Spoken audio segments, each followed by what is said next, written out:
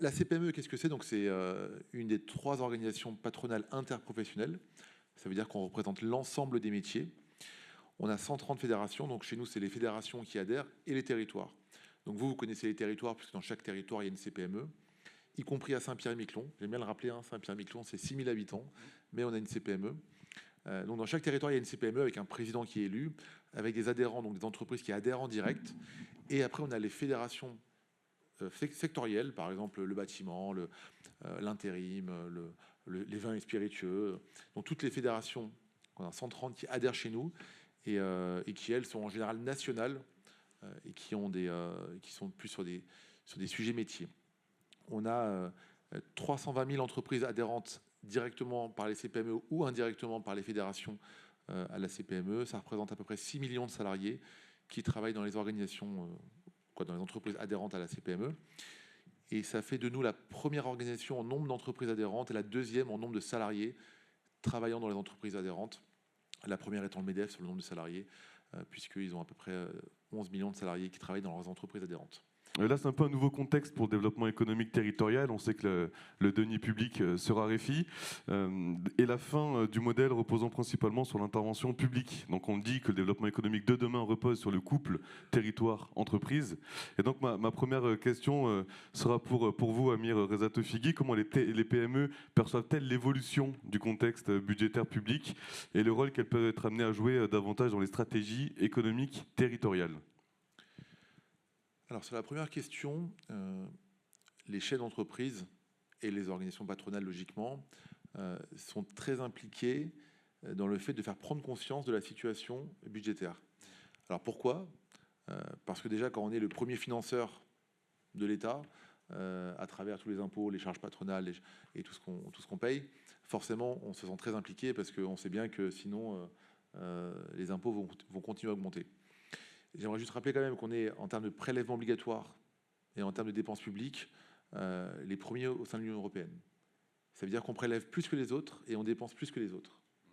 Et pourtant, on a un niveau de service public qui, aujourd'hui, la perception des Français, c'est que ce niveau a diminué. Donc ça questionne vraiment. Parce que si, à la limite, on se disait, bon, on dépense beaucoup, mais tout le monde est très, très heureux du niveau des services publics, bon, globalement, on se dirait c'est un contrat social global dans la société. Sauf que là, on sent qu'il y a de plus en plus des Français qui ne sont pas contents du niveau de service public qu'ils ont, et en parallèle, le sentiment qu'on est toujours taxé plus. Et donc, comme je vous le disais, voilà, 44% du PIB en prélèvement obligatoire, 56% du PIB en dépenses publiques. C'est quand même des chiffres, plus de la moitié du PIB part en dépenses publiques. Il faut quand même s'en rendre compte. Donc, le premier point, c'est de dire que c'est un sujet qui, pour les chefs d'entreprise, est un sujet d'alerte. On est très sensible à ce sujet-là. Le deuxième point, c'est qu'on voit bien qu'on a créé un modèle où l'État prélève beaucoup et redistribue directement ou indirectement, à travers, par exemple, les aides aux entreprises, à travers des allègements de charges, à travers des politiques publiques qui sont mises en place. Et la limite du modèle qu'on a construit, c'est que forcément, notamment pour les PME, il y a parfois une complexité qui se crée. Une complexité dans la capacité à aller chercher les financements, dans la capacité à pouvoir les connaître. Et donc, parfois, on se retrouve dans une situation où c'est plutôt les grands groupes qui vont bénéficier de ces aides parce que c'est plus simple pour elles ont les services pour aller faire les dossiers, pour aller chercher les financements. Et donc, le premier point, c'est de dire comment on fait pour avoir une charge fiscale qui baisse et en parallèle de réussir à éliminer tous les financements qui sont parfois peu productifs. Et après, il y a le sujet de comment on fait, notamment lorsque on a beaucoup de mécanismes qui existent, à ce que les entrepreneurs les connaissent. Au-delà du fait de les simplifier, il y en a beaucoup qui sont qui ont leur raison d'être, mais qui du coup sont parfois pas connus par les entrepreneurs. Et donc là, il y a un vrai sujet de autant nous, les organisations patronales, que ce soit les agences ou autres, mais de réussir à rendre ça lisible et simple. Je me tourne maintenant vers vous, président du CNER, Jalil Ben Abdillah. Comment les agences de développement font-elles évoluer dans ce contexte toujours de raréfaction du denier public, leur mode d'intervention et leur partenariat dans un contexte où la puissance publique ne peut plus porter seule justement ce développement territorial? Évidemment, le contexte économique et la raréfaction des financements font que tout le monde réfléchit à une certaine évolution. Nous avons parlé de ça lors de notre assemblée. Mais les agences, qui pour moi elles sont un tiers de confiance, je le dis, dans les territoires, ceux qui connaissent le mieux la granularité fine des territoires dans leur réalité et dans leur potentialité, ça veut dire qu'est-ce qu'on peut faire et qu'est-ce qu'on n'est pas capable de faire. C'est le premier levier, ce tiers de confiance entre les élus, les acteurs économiques qui ont la capacité à créer, à générer de la richesse, à investir, à recruter, et puis évidemment la population, les citoyens. Ce tiers de confiance autonome a toujours été là et a toujours su évoluer. Il a une certaine agilité. Et moi, je prône et je essaye de défendre cette agilité-là. Ceci étant, certaines agences doivent encore faire leur mieux pour pouvoir s'adapter au contexte. Je le dis, on n'est plus dans une logique de guichet. On ne vient pas dans une agence pour trouver des solutions seulement, ou pour donner de l'information, ou pour savoir vers quel guichet s'orienter pour tel financement. Nous sommes dans une logique maintenant d'écosystème, d'agrégateur d'intelligence territoriale. L'agence de développement économique n'est plus un guichet. C'est fini ça, depuis longtemps. Alors certains l'ont déjà fait, ont fait cette transformation, d'autres sont en train de le faire et d'autres sont un peu en retard et on doit le louer. Donc comme on nomme personne, on peut le dire. Et donc cette évolution doit se faire. Nous sommes aujourd'hui ce tiers de confiance qui est un agrégateur de solutions, d'ingénierie de territoire, d'offreurs de solutions et de propositions de valeur. Quelles sont pour vous, côté PME, les attentes vis-à-vis de nos structures? Et puis, Président Duckner, ensuite, quels sont pour vous les axes d'amélioration qu'on peut avoir dans la collaboration agence et PME? Comment mieux les associer à la définition et à la mise en œuvre des stratégies territoriales? Déjà, il y a globalement, mais c'est une attente globale, je pense que je ne vais rien vous apprendre. On va dire que le fait d'avoir quelque chose de simple, lisible et réactif, c'est un peu la base. Alors, en disant ça, je ne dis pas que ça ne l'est pas déjà, hein, mais je veux dire, c'est la base de chaque entrepreneur lorsqu'il est en contact avec l'administration publique ou des opérateurs, c'est de se dire il faut quelque chose de simple, voilà, simple et réactif. Vous l'avez très bien dit, Monsieur le Président, il y a une logique de dire il y a un écosystème, et je vais donner un exemple, mais il y a un écosystème, et comment faire pour que les agences économiques puissent être presque animateurs de l'écosystème. Je donne un exemple, mais quand on veut lancer une usine sur un territoire, agrandir, trouver du foncier, lancer, avoir un permis, en fait tout ça, en France, ça prend un temps incroyable. C'est d'ailleurs, j'ai des histoires comme ça, hein, des entrepreneurs qui voulaient lancer une usine en France et une par exemple aux États-Unis. 2 ans après, l'usine aux États-Unis est déjà lancée, elle produit. En France, on en a encore à faire des procédures et des recours. Le chemin pour un entrepreneur pour réussir à avoir son usine qui est bâtie, et ben, ça mobilise beaucoup d'acteurs derrière. Et comment on fait pour être accompagné sur ça?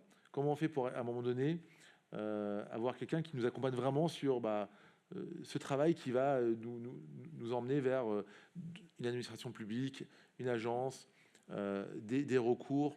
Et donc ça, c'est des exemples sur lesquels nous, on a besoin d'avoir des aides parce que justement, ça peut nous aider à aller beaucoup plus vite, à nous simplifier et à agréger un peu toutes ces procédures ou en gros toutes ces difficultés qu'on va affronter. Donc ça, c'est un exemple de choses sur lesquelles on peut vraiment être accompagné par les opérateurs économiques locaux. De notre côté, les agents, je l'ai dit, on leur demande beaucoup et on leur met pas toujours les moyens et la tendance n'est pas dans ce sens. Donc moi, je prêche pour qu'on donne plus de moyens aux agences, évidemment, pour qu'elles puissent jouer ce double rôle qui est celui de recevoir, évidemment, d'accueillir, d'orienter, d'accompagner, etc., mais aussi d'animateur d'écosystème et de créateur de valeur. Donc, et vis-à-vis des PME, les agences ne font plus pour, même au-delà des agences, même les régions qui ont la compétence économique de par la loi NOTRe, on ne fait plus pour les PME, on fait avec. C'est ça en fait le changement. Il ne faut plus faire pour. Moi-même, je suis entrepreneur. Je n'ai pas besoin qu'on fasse quelque chose pour moi, j'ai besoin qu'on fasse quelque chose avec moi. Ça veut dire qu'on m'écoute, qu'on sache quelles sont mes préoccupations, quelles sont mes inquiétudes, comment je peux anticiper des choses.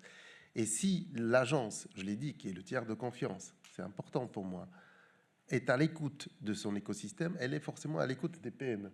on a besoin les uns des autres, ne serait-ce que pour vivre ensemble.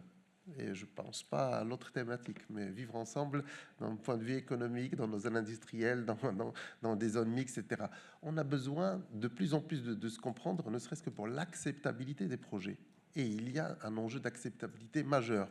Si on veut réindustrialiser, on doit aménager des zones. Si on veut réindustrialiser, on va accepter à ce qu'il y ait du bruit, des camions, etc.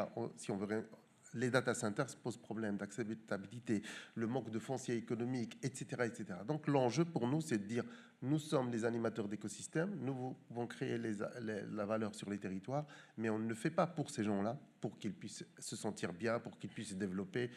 On a toujours l'image de, on fournit le terreau fertile pour que les pousses puissent grandir. Il faut aller au-delà du terreau fertile, il faut écouter quelles plantes on va mettre et qu'est-ce qui va être adapté à ce climat dans tel endroit, dans tel territoire. J'aime beaucoup le mot animateur, en effet, c'est cette capacité à animer pour le dirigeant toute cette démarche qu'il doit faire. C'est vrai que de notre côté, on emploie aussi beaucoup le terme trait d'union public-privé pour le réseau, et donc le mot animateur est lié aussi ces termes-là. Et donc, une fois qu'on a dit tout ça, président du CNER, Jalil Benabdillah, quelles priorités communes au niveau national entre fédérations, justement, on pourrait, des perspectives de coopération, on pourrait ambitionner? Pour ce qui concerne le CNER, vous l'avez compris, on a signé des conventions avec des partenaires importants qui ont des compétences et des expertises. RTE, Veolia, Bouygues, Industrie, EDF, tous. Pourquoi? C'est pas simplement, je l'ai dit, un partenariat financier, c'est un partenariat d'expertise et de compétences et d'aménagement territorial. On doit avoir cette vision, j'allais dire politique, n'ayons pas peur du mot, de développement économique dans les territoires. Et si je pousse le curseur, les représentants du monde économique, si je veux être cohérent avec ce que j'ai dit, ça veut dire qu'on ne fait pas pour, on le fait avec, il va falloir intégrer ces PME, leurs représentants, leurs fédérations, leurs clubs, leurs réseaux, leurs pôles de compétitivité, pour qu'ils puissent exprimer le cahier des charges, pour qu'on puisse comprendre et faire des choses utiles, efficaces et en gagnant du temps.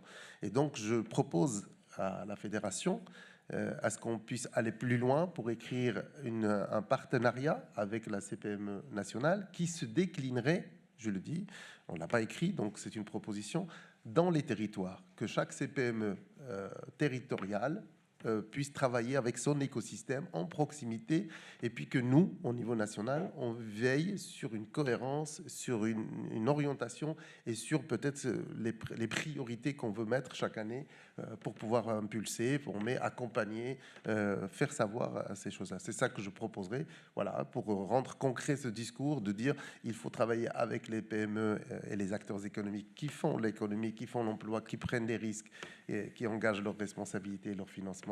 Eh bien, faisons-le. Donc, un partenariat stratégique avec la PME, la CPME, pardon. Et donc, je profite de cette occasion pour voilà, l'annoncer et faire la proposition au président de la CPME nationale et à tous les membres du CNER. C'est une très belle idée. On a l'intérêt de ça, c'est qu'on puisse, nous, au national, dire voilà les sujets qui sont aujourd'hui prioritaires, au-delà des sujets locaux qui, dans chaque territoire, il y a des priorités particulières, mais on a des sujets au niveau national qui sont prioritaires parce que par rapport à ce qui est en train de se passer, on a besoin d'impulser quelque chose au territoire. Comment on fait pour réussir à diffuser ça, nous, sur nos territoires et vous, sur vos agences locales, économiques locales, sur vos adhérents, pour qu'on puisse derrière s'assurer qu'on a un travail ensemble. Et vous avez l'expertise, vous avez l'ingénierie, et nous, on a la connaissance des entrepreneurs du terrain, le lien avec eux. Et donc, avec ça, on peut travailler quelque chose de bien.